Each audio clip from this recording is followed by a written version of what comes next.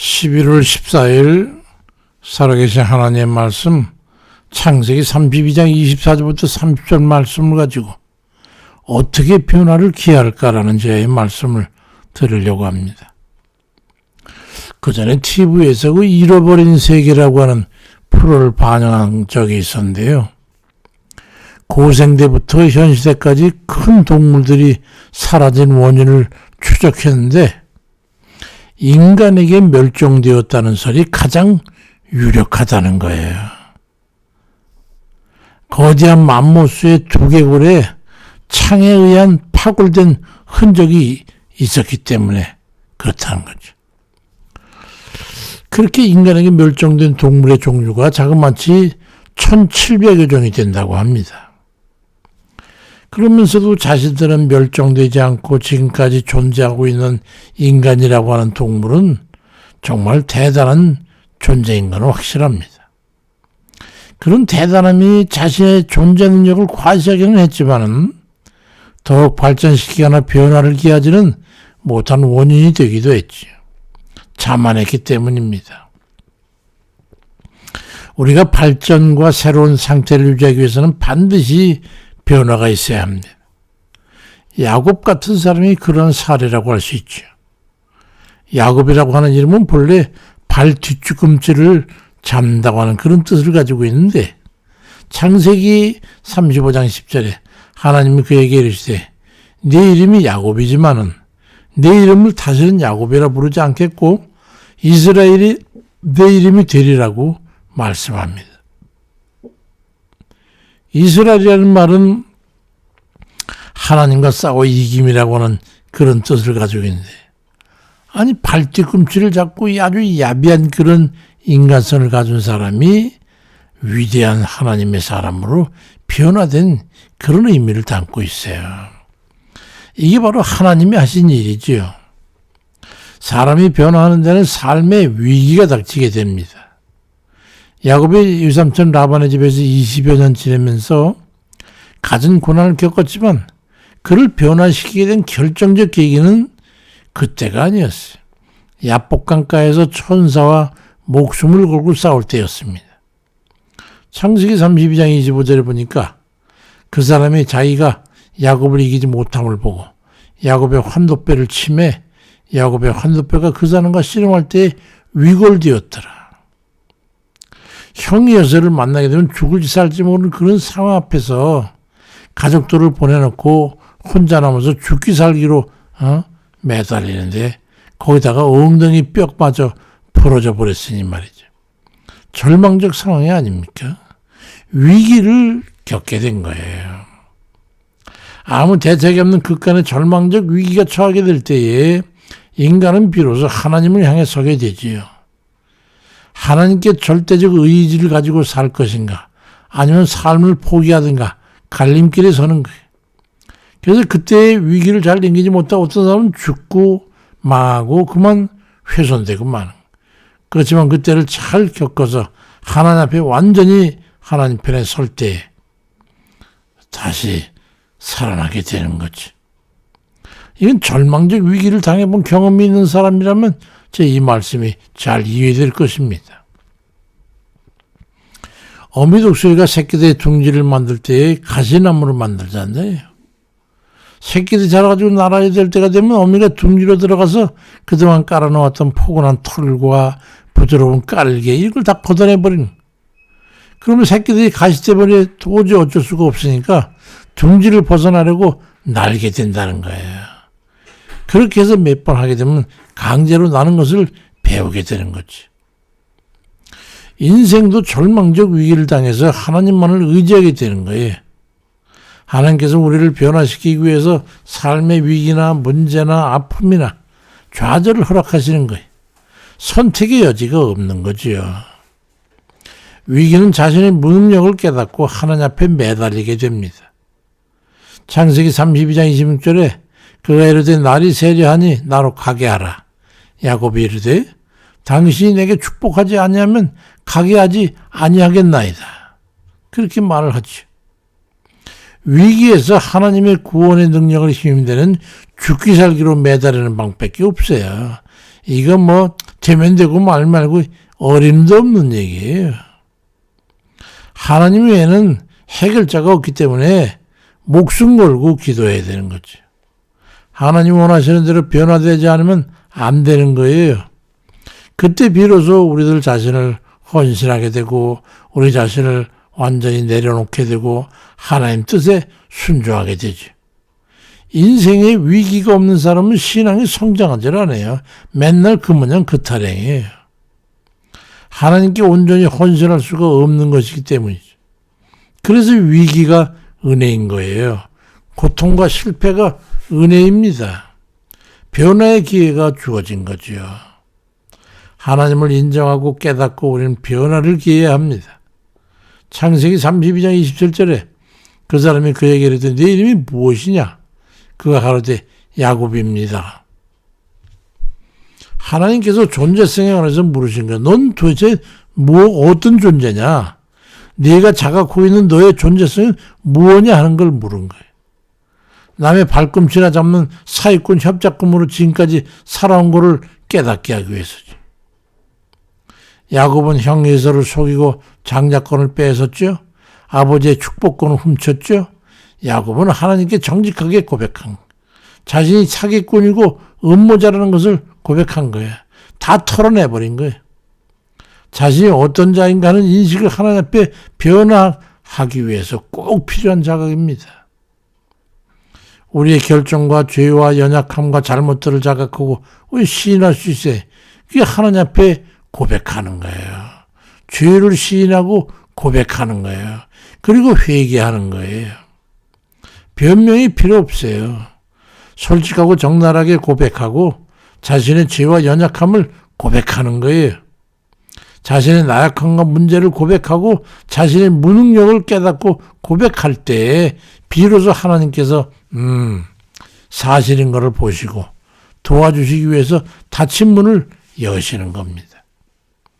우리는 자신을 모두 내려놓고 하나님 앞에 맡기고 긍휼과 은총을 간구해야 합니다.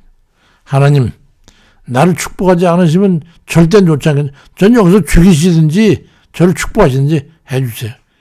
이런 거의 막가파에 해당하는 말이죠. 그런 각오로 간구해야 되는 거예요.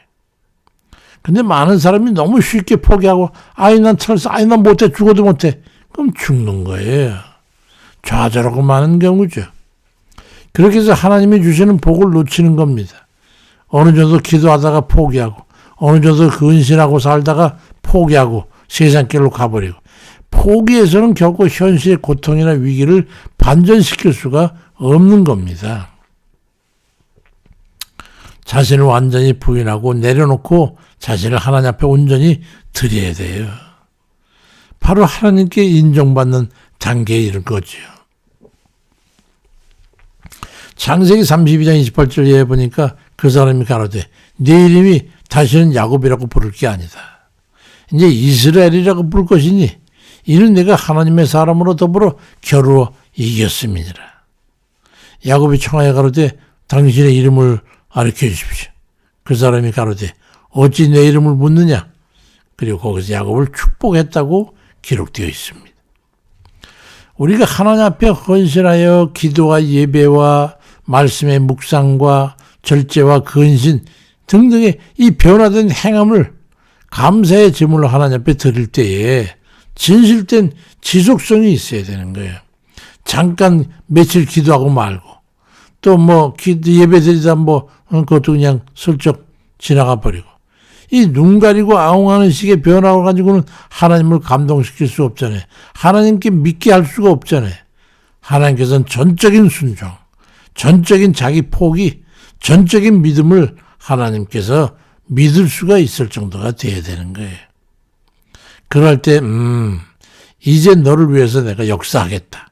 믿기만 해라. 그러면 내가 내 운명을 변화시켜 주겠다. 네 문제를 해결해 주겠다. 내가 너를 기어이 축복하겠다라고 말씀하시는 거죠. 창세기 32장 28절에 내 이름을 다시는 야곱이라 부를 게 아니고 이스라엘이라 부를 거라고 말씀하고 있잖아요.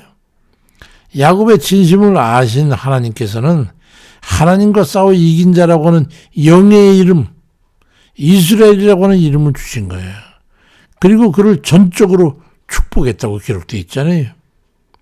하나님의 구원을 원하십니까? 위기에서 벗어나기를 원하세요?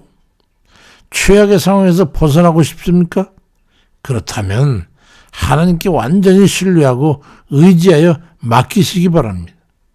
하나님, 나는 하나님께 이 상황을 온전히 맡겨드립니다. 오직 하나님만 믿습니다. 저는 의지할 게 없어요. 오직 하나님 뜻대로 해주세요. 전적으로 말했죠. 결국 야곱은 하나님의 축복을 받고 문제는 해결되었어요. 그런데 여기서 하나 기억해야 될 게 있습니다. 창세기 32장 31절에 보니까 그가 분야를 지날 때 해가 돋았고 그의 허벅다리로 말미암아 절었더라. 장애를 입게 된 거예요. 위기는 벗어났지만 그에겐 지울 수 없는 흉터가 남게 된 거예요. 우리가 하나님 앞에 큰 위기를 닥치고 아버지 앞에 제대로 서지 못해가지고 하나님의 연단에 의해가지고 결과를 맺게 될 때는 반드시 흉터를 남게 돼요. 이게 문제입니다. 이게. 다리에 장애를 입게 된 거예요. 우리가 위기를 겪기 전에 정신을 차려 겸비해야 되는 거예요. 만약 그렇지 않으면 저 같은 사람처럼 흉터를 안고 평생을 살아내게 될 수도 있습니다. 꼭 기억하십시오. 야곱은 그 다리를 절며 걸음을 옮길 때마다 결심했을 거예요. 난 이제 절대로 뒤로 돌아가지 않을 거야. 세상 길로 가지 않을 거야. 육신의 소욕대로 살지 않을 거야. 하나님 은혜와 뜻에 어긋남이 없는 그런 삶을 살아내겠다고 하는 결심을 했을 거란 말이에요. 결국 평생 하나님만을 의지하고 살게 됐던 거죠. 현재가 위기입니까? 급박한 문제가 있으세요? 하나님께서 변화되기를 원하시는 기회인 것을 믿으시기 바랍니다. 회개하기를 바라시는 하나님의 부르심인 것을 믿으시기 바랍니다. 오직 하나님을 의지하고 전적으로 하나님께 귀의해서 맡기고 살아갈 때 하나님께서 축복하신 삶의 여정을 걸을 수 있게 되었던 겁니다. 그의 남은 생에 그런 문제가 생길 때마다 그는 오직 하나님의 능력과 힘을 의지해서 살아갈 수가 있었어요.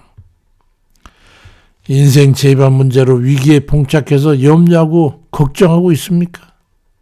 위기를 통해서 우리를 부르시는 하나님의 요청을 저버리지 말고 포기하고 낙심하고 좌절하지 말고 하나님께 온전히 맡기고 살아가시길 바랍니다.